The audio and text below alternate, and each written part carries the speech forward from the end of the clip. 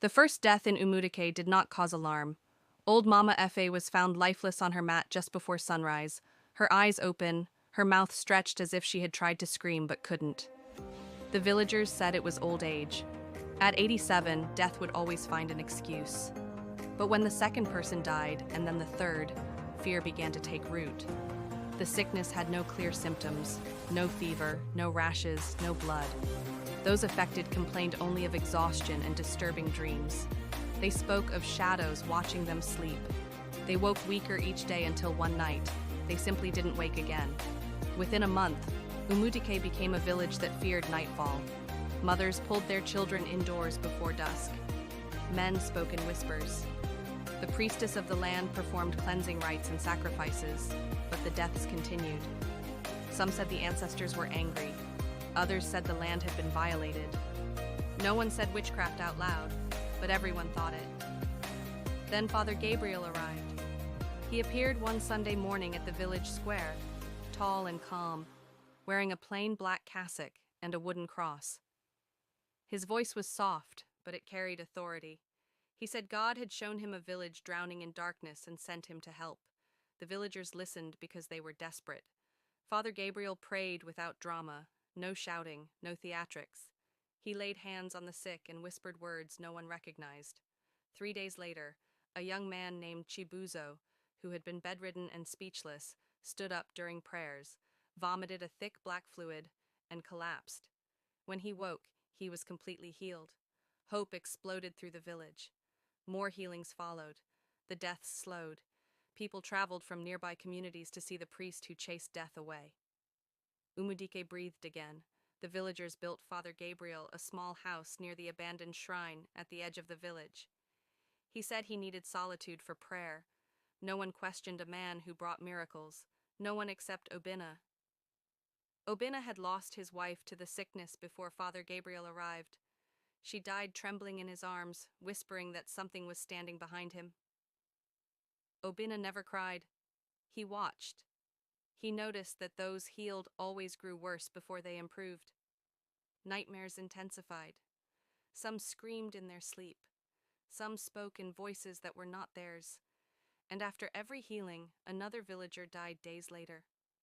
Obina began to suspect that healing demanded payment. One night, he followed Father Gabriel. The priest left his house after midnight and walked toward the old shrine. Obina hid among the trees and watched as Father Gabriel lit black candles inside the shrine and removed his cross. He did not pray. He bargained. The shadows moved unnaturally, crawling along the walls. Symbols appeared, ancient symbols Obina recognized from forbidden stories his grandmother once told him. Father Gabriel spoke of balance, of debt, of souls exchanged for power. Obina fled, shaking. The truth was clear.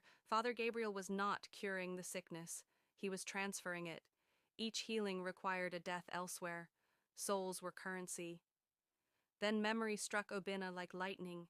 Years earlier, his younger brother had been accused of stealing church money by a visiting priest named Gabriel. The villagers beat the boy. He died 2 days later. Obina had watched helplessly. Father Gabriel had not come to save Umudiki. He had come to collect revenge, slowly, patiently, hidden behind miracles. But Father Gabriel had made a mistake. Before Obina's brother died,